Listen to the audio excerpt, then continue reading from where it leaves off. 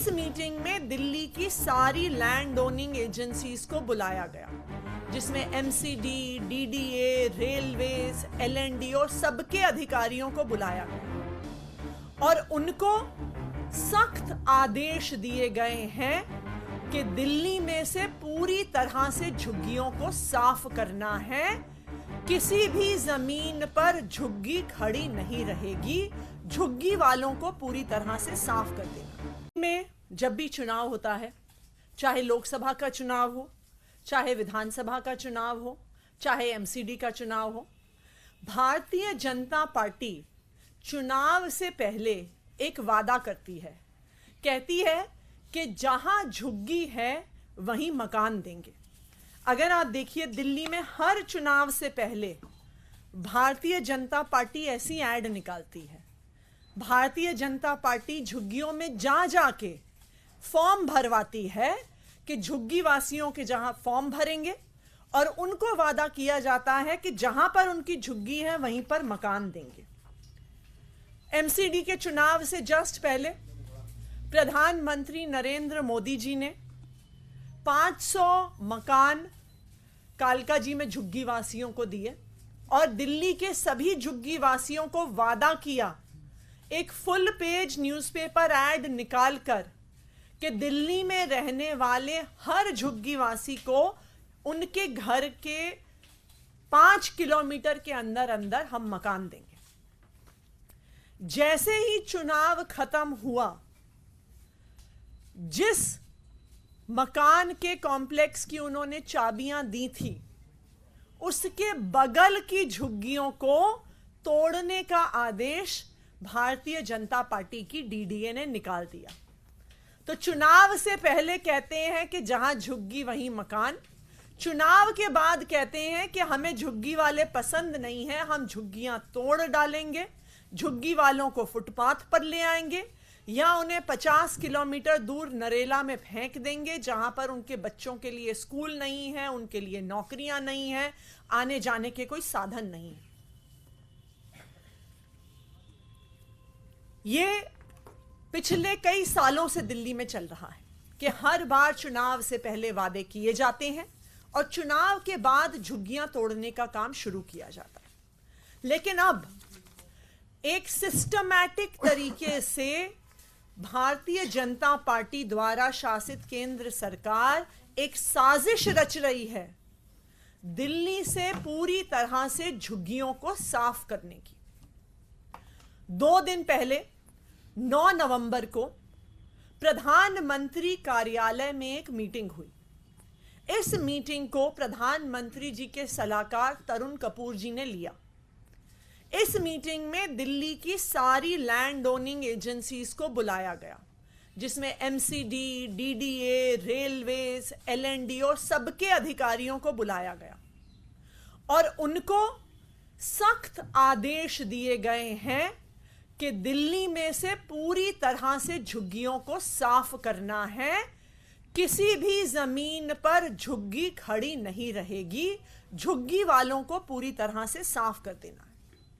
ये हम पिछले कई महीनों से देख रहे हैं कि जहां जहां केंद्र सरकार की जमीन है वहां पे एक एक करके झुग्गियों को हटाया जा रहा है। नवंबर के ही महीने में डीपीएस मथुरा रोड के जस्ट पीछे सुंदर नर्सरी की झुग्गियों को ग्रैप के दौरान एक खास आदेश देके केंद्र सरकार की एलएनडीओ ने डिमोलिश किया। ग्रैप के दौरान डेमोलिशन अलाउड भी नहीं था, लेकिन वो एक खास परमिशन लेके आके उन्होंने उन झुग्गियों को तोड़ा। आखिरकार ये झुग्गियां तोड़ने का प्लान क्यों बन रहा है? ये झुग्गियां तोड़ने की साजिश क्यों हो रही है? क्योंकि प्रधानमंत्री नरेंद्र मोदी जी दिल्ली में झुग्गियां नहीं चाहते हैं। जब विदेश से अलग अलग उनके दोस्त आते हैं, जैसे जो बाइडेन जी आए थे, जब G20 के नेता आए थे, तो उनको शर्म आती है कि दिल्ली में झुग्गियां हैं और दिल्ली में झुग्गी वासी हैं। जब G20 का समिट हुआ था तो दिल्ली की झुग्गियों को इस तरह से हरे कपड़े से छुपाया गया था। कई सारी दिल्ली की ऐसी झुग्गियां थीं जिनको विदेश से आने वाले नेताओं की नजर से छुपाने के लिए ऐसे हरे कपड़े लगाए गए थे। प्रधानमंत्री नरेंद्र मोदी जी को झुग्गी वाले पसंद नहीं है, उन्हें झुग्गियां पसंद नहीं है और वो दिल्ली से पूरी तरह से अब इन झुग्गियों को साफ करने का प्लान बना रहे हैं। लेकिन जब तक दिल्ली में अरविंद केजरीवाल की सरकार है, जब तक दिल्ली में आम आदमी पार्टी है, हम दिल्ली के हर झुग्गीवासी के अधिकार के लिए लड़ते रहेंगे। जब तक अरविंद केजरीवाल हैं, चाहे हमें कोर्ट जाना पड़े, चाहे हमें सड़क पर जाना पड़े, चाहे हमें संसद तक जाना पड़े, लेकिन हम दिल्ली में एक भी झुग्गी को तोड़ने नहीं देंगे। हम अपना एड़ी चोटी का जोर लगा देंगे कि भारतीय जनता पार्टी शासित केंद्र सरकार इन झुग्गी वालों को इतनी ठिठुरती हुई ठंड में सड़क पर ना लेके आए, उनके घर ना उजाड़े। नमस्कार दोस्तों, अक्सर जितने भी बड़े शहर हैं, चाहे वो बॉम्बे हो, दिल्ली हो, कलकत्ता हो, सब में अलग अलग जगहों पे जे क्लस्टर्स हैं और जे क्लस्टर्स समाज की सच्चाई है। उन जे क्लस्टर्स में कौन लोग रहते हैं? जो भी अपर मिडिल क्लास लोग हैं, आपके घर में सफाई करने वाली मेड, आपके बच्चों को पालने वाली आया, आपके घर का ड्राइवर, आपके कपड़े प्रेस करने वाला धोबी, ये सभी लोग, आपका चौकीदार, आपका सब्जी वाला, आपका फल वाला, सब लोग ये आसपास के झुग्गी क्लस्टर्स पे रहते हैं। और सरकारों की झुग्गियों को हटाने की एक खास तरीके की पॉलिसी होती है। वो पॉलिसी ये है कि निश्चित तौर पे झुग्गी झोपड़ी के अंदर जो लोग रहते हैं उनको भी अच्छा नहीं लगता। जब आपको देखना अच्छा नहीं लगता तो उनको रहना भी बिल्कुल अच्छा नहीं लगता है। तो पॉलिसी ये है कि जहां पे भी झुग्गी झोपड़ी क्लस्टर है, वहां पे जो वहां की लैंड ओनिंग एजेंसी है वो वहीं पे उनके लिए इन सीटू डेवलपमेंट करेगी। उनके लिए वहीं पे छोटे छोटे फ्लैट बना के उनको दिए जाएंगे, जो कि देश के कई इलाकों में हुआ है, दुनिया भर में होता रहा है। पॉलिसी क्या है? अगर सेंट्रल गवर्नमेंट की कोई जमीन है, केंद्र सरकार की कोई जमीन है, मान लीजिए एएसआई की जमीन है, रेलवे की जमीन है, डीडीए की जमीन है, एलएनडीओ की जमीन है, तो उसके अंदर जो झुग्गी झोपड़ी क्लस्टर में लोग रह रहे हैं उनको रिहेबिलिटेट करने की, पुनर्वास करने की जिम्मेदारी डीडीए की है, केंद्र सरकार की है। अगर दिल्ली सरकार की जमीन है तो उसमें पुनर्वास करने की जिम्मेदारी डूसिब की है, दिल्ली सरकार की है।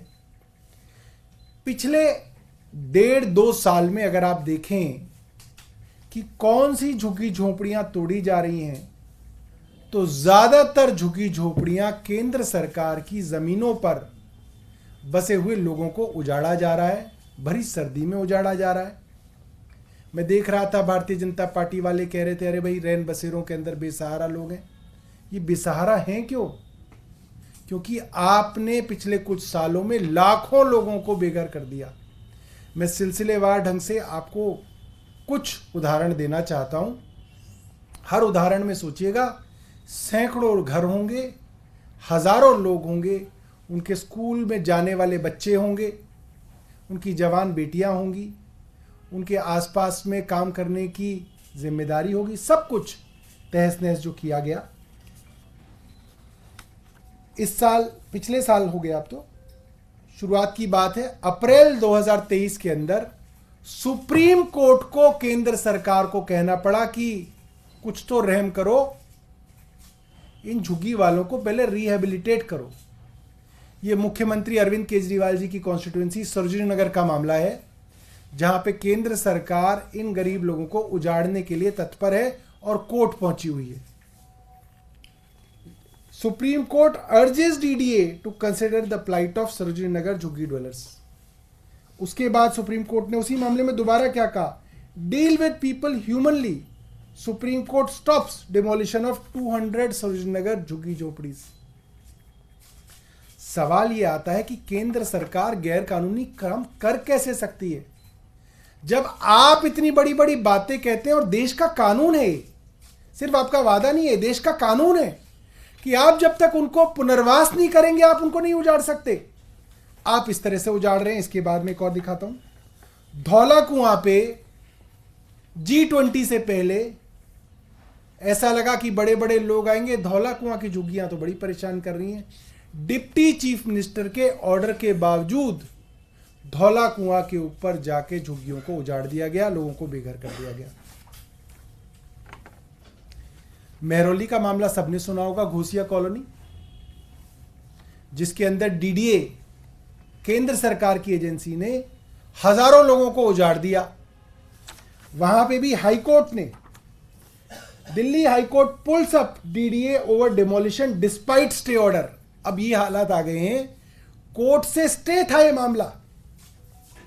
मेहरौली के अंदर घोसिया कॉलोनी का मामला बहुत चर्चा में आया, कोर्ट से स्टे मिला हुआ था, उसके बावजूद केंद्र सरकार की डीडीए ने उन झुग्गी झोपड़ियों वालों को उजाड़ दिया। और मैं बताना चाहता हूं ये नोटिफाइड क्लस्टर है, ये वो क्लस्टर है जो लिस्टेड है, जिसके अंदर सरकार ने कहा है कि ये क्लस्टर इतना पुराना है कि ये रिहैबिलिटेशन पॉलिसी के लिए ये लोग एलिजिबल हैं, इनको जब तक आप मकान नहीं देंगे तब तक आप नहीं उजाड़ सकते। कोर्ट के स्टे के बावजूद केंद्र सरकार ने हजारों लोगों को यहां उजाड़ दिया। मेहरौली, तुगलकाबाद के बारे में तो सभी जानते हैं। अखबार कहता है कि तुगलकाबाद के अंदर केंद्र सरकार की आर्कियोलॉजिकल सर्वे ऑफ इंडिया ने करीब 2.5 लाख लोगों को उजाड़ दिया। आप सोचिए 2.5 लाख लोग, 2.5 लाख लोग उजाड़े गए होंगे तो वो कहां गए होंगे? आपको क्या लगता है 2.5 लाख लोगों को रैन बसेरे में बसा लें? और रैन बसेरा तो रात को सोने के लिए होता है। एक परिवार जिसकी जवान बेटियां हैं, छोटे छोटे बच्चे हैं, नौकरी है, वो क्या रैन बसेरे में जाके परिवार समेत रह लेगा? हर जगह डीडीए कोर्ट के अंदर ये कहता है कि साहब हम उजाड़ देंगे, डूसिब इनको रैन बसेरे के अंदर ले जाए। डूसिब को कहा जाता है आप बस लगा दो, लाखों लोगों को आप रैन बसेरों के अंदर ले जाओ। ये कैसे संभव है? और ये तो मानवता के खिलाफ है। और देश की केंद्र सरकार की एजेंसी डीडीए बार बार कर रही है दिल्ली के अंदर। इसके बाद सुंदरनगरी नर्सरी के पीछे तो पूरी बेईमानी के साथ, मैं आधिकारिक तौर पे कह रहा हूं, एज ए यूडी मिनिस्टर कह रहा हूं, ये बात आधिकारिक तौर पे कह रहा हूं, पूरी बेईमानी और धोखेबाजी करके सुंदरनगरी के पास के क्लस्टर को उजाड़ा गया। ऊपर से दबाव था, अधिकारियों और वकीलों की मिलीभगत से काम किया गया। नोटिफाइड क्लस्टर था, उसको आप नहीं उजाड़ सकते थे जब तक आप उसको रिहेबिलिटेट नहीं करते। ये देश का कानून है। उसके बावजूद केंद्र सरकार की एलएनडीओ ने, ये मैं एलएनडीओ का नोट आपको दिखा रहा हूं, एलएनडीओ का ऑर्डर है, केंद्र सरकार की एलएनडीओ ने इनको बिना रिहेबिलिटेट किए उजाड़ दिया। और ज्यादातर मामलों में मैं आपको बता रहा हूं, जैसे तुगलकाबाद का मामला था, कोर्ट को कहा गया कि हम इनको रिहेबिलिटेट करेंगे और बिना रिहेबिलिटेट किए आपने उजाड़ दिया। अब हो क्या रहा है कि जब आप हजारों लाखों लोगों को उजाड़ देंगे तो वो कहां जाएंगे? वो बेचारे फिर दर बदर की ठोकरें खा रहे। और केंद्र सरकार एक तय षड्यंत्र के तहत इन लोगों को उजाड़ रही है। हाँ जी, ये कालकाजी वाला मैम नोटिस कब का है डेमोलिशन का और क्या पर्टिकुलर जगह है? ये कालकाजी का जो नोटिस है डेमोलिशन का, ये लास्ट ईयर का है, ये जनवरी 2023 का नोटिस था। और ये जो फ्लैट्स बने हैं डीडीए के, उसके जस्ट बगल में एक नवजीवन कैंप करके बहुत बड़ा जेजे क्लस्टर है, जिसमें कम से कम 15,000 लोग रहते हैं। और जैसे ही एमसीडी का चुनाव खत्म हुआ, उसके बाद तुरंत झुग्गियों को तोड़ने के नोटिस उसी इलाके में आने लगे जहां पे मोदी जी ने पब्लिक को 500 फ्लैट दिए थे। जो सबसे रिसेंट है, मैं आपको बता दूं, पिछले महीने का मामला है। नई दिल्ली विधानसभा के अंदर सफदरजंग रेलवे स्टेशन के निकट रेलवेज जो केंद्र सरकार की एजेंसी है उसने झुग्गी झोपड़ी क्लस्टर को उजाड़ने की कोशिश की, डिमोलिशन ड्राइव शुरू कर दी। वो लोग कोर्ट गए, कोर्ट से उनको स्टे मिल गया, उसके बावजूद उनको उजाड़ने की कोशिश हुई। जहां पे मुख्यमंत्री खुद वहां पे पहुंचे तो वहां पे वो डिमोलिशन रुका है, वरना वहां पे रेलवे कोर्ट के ऑर्डर्स के खिलाफ, देश के कानून के खिलाफ जाके डिमोलिशन करना चाह रहा था अभी बड़ी सर्दियों में। तुगलकाबाद में कितना आंकड़ा बताया आपने? तुगलकाबाद के अंदर अखबारों की रिपोर्ट है कि करीब 2.5 लाख लोग बेघर किए गए। मैम सर कौन सी बैठक थी 9 तारीख को केंद्र के साथ, उसके बारे में थोड़ी जानकारी दीजिए, कब हुई थी, क्या क्या हुआ था उसमें? 9 जनवरी को पीएमओ में, जो पीएमओ प्राइम मिनिस्टर के एडवाइजर हैं श्री तरुण कपूर, उनकी अध्यक्षता में बैठक हुई है। दिल्ली की सारी लैंड ओनिंग एजेंसीज को बुलाया गया है, जिसमें एमसीडी, डीडीए, एलएनडीओ, रेलवेज ये सब शामिल थे, और आधिकारिक तौर पर आदेश दिए गए हैं कि दिल्ली में से झुग्गियों को पूरी तरह से साफ करना है, झुग्गियों को हटाना है, बुलडोजर की भी जरूरत पड़े तो उसके माध्यम से झुग्गियों को तोड़ना है। तो अब ये सिर्फ कहीं एक झुग्गी, कहीं दूसरी झुग्गी, कहीं तीसरी झुग्गी की बात नहीं है। अब ये एक सिस्टमैटिक तरीके से दिल्ली में सभी झुग्गी झोपड़ियों को तोड़ने का प्लान किया जा रहा है।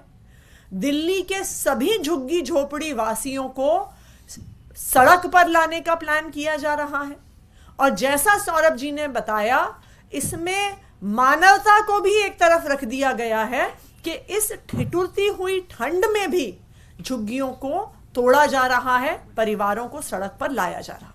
हम एक सवाल इससे अलग, आज आधिकारिक रूप से बैठक है इंडिया अलायंस में सीट शेयरिंग की, आप लोग कितने बजे जाएंगे और क्या किन विषयों पे इस पे चर्चा होगी? देखिए, 2 पार्टियों की चर्चा है, छोटी छोटी बातें गलत तरीके से मीडिया के अंदर आती हैं, उससे उस बातचीत पे असर पड़ता है। हम लोगों का मानना है कि जब तक बातचीत जो है फाइनल ना हो जाए, इसके ऊपर मीडिया में हम चर्चा ना करें। कितने बजे बैठक होगी, समय अगर कम से कम आप बता दें? समय बता देंगे तो आप वहाँ पहुँच जाओगे, फिर आप स्थान पूछोगे। एक असम गवर्नमेंट का फैसला आया है कि 3 से ज्यादा अगर किसी महिला के बच्चे हैं, किसी परिवार में बच्चे हैं, तो उनको सरकारी सुविधाओं का लाभ नहीं दिया जाएगा। किस और जाता हुआ आपको दिखाई दे रहा? पता नहीं भैया, मेरे तो 2 ही बच्चे हैं।